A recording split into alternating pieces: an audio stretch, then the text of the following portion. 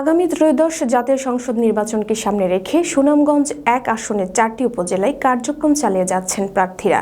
কে হবেন দলীয় মনোনীত প্রার্থী, এই নিয়ে চলছে প্রতিযোগিতা।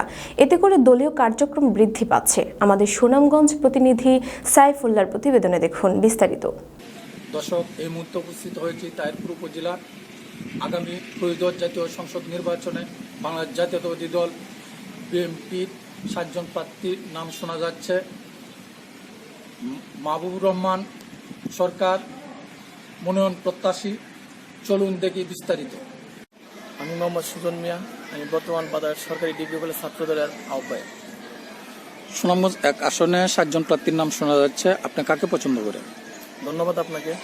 এটা আসলে একটি জটিল প্রশ্ন, যেহেতু তারেক রহমান তারুণের প্রতি একটি জোর আহ্বান রাখা হয়েছে। তার মাধ্যমে আমি বলতে চাই, যদি সুনামগঞ্জ 1 আসনে মাহবুবুর রহমান সরকারকে এমপির দানিশ হিসেবে মনোনয়ন দেওয়া হয়, ইনশাল্লাহ আমরা সুনামগঞ্জ 1 আসনে সর্বস্তরের জনগণ দানিশ হিসেবে ভোটের মাধ্যমে বিজয় করতে পারবেন। মাহবুবুর রহমান সরকার মনোনয়ন পেলে আপনার লাভ কি? ধন্যবাদ আপনাকে। আমার কোনো লাভ নেই।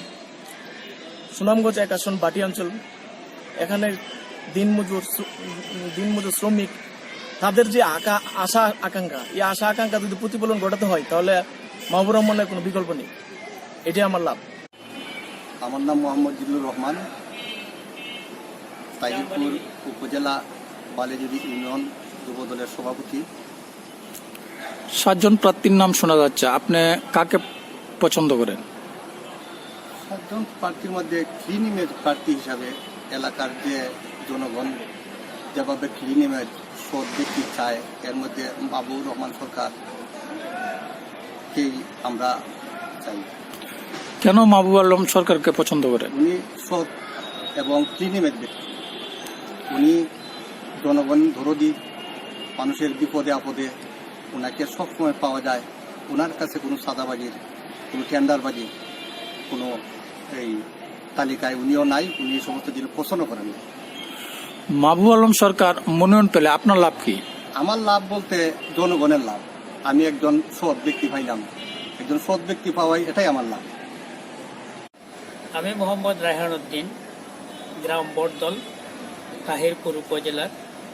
আমি সাবেক ছাত্রদল থেকে গড়ে ওঠা একজন ছাত্রদলের নির্ভীক কর্মী। আমি সাবেক জেলা বিএনপির ধর্ম বিষয়ক সম্পাদক। আমি মনে করি আমার এই তাহিরপুর উপজেলায় বাংলাদেশ জাতীয়তাবাদী দলের রাজনীতিতে যে কতজন প্রার্থী আছেন, সবার মধ্যে যদি জাতীয়তাবাদী চেতনার মূল্যায়ন করা হয়, আমি মনে করি একজন ছাত্রদল থেকে উঠে আসা জাতীয় রাজনীতি যুব দলের সহ সাংগঠনিক সম্পাদক জনাব মাহবুবুর রহমান একজন জাতীয়তাবাদী পরিবারের সৈনিক হিসাবে আমি তার নাম আমার এলাকার বিএনপির একজন মানুষ হিসাবে, রাজনৈতিক পরিবারের একজন মানুষ হিসাবে তাকে এখানে করলে পরে সকল ক্লিন ইমেজ সম্পন্ন ব্যক্তি, ছাদাবাজ দুর্নীতিবাজের উপরে যার অবস্থান, সম্পূর্ণ একজন বিএনপির আপাতমস্তক বিএনপির রাজনীতিতে বিশ্বাসী, তার রাজনৈতিক জীবনে কোনো হুচট নেই, বিএনপির আদর্শ থেকে 1 ইঞ্চি পরিমাণ লড়ে নাই।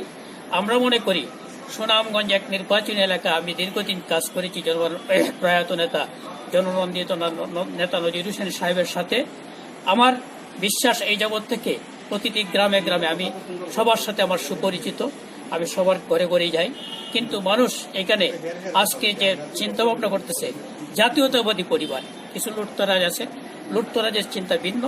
আর জাতীয়তাবাদী পরিবারের দাবি মাহবুবুর রহমানকে এখানে যদি সুনামগঞ্জ 1 আসনে দানিশ হিসেবে মনোনয়ন দেওয়া হয়, তাহলে জাতীয়তাবাদী রাজনীতি প্রতিষ্ঠিত হবে এবং এলাকা সুশৃঙ্খল পরিস্থিতি বিরাজ করবে এবং এখানে পর্যটন সম্ভাবনা এলাকা গড়ে উঠবে এবং এখানে হাওর অঞ্চলের যে দুরবস্থা আছে, সেই দুরবস্থা থেকে উন্নতির কল্পে যোগাযোগ ব্যবস্থা স্থাপন করা হবে।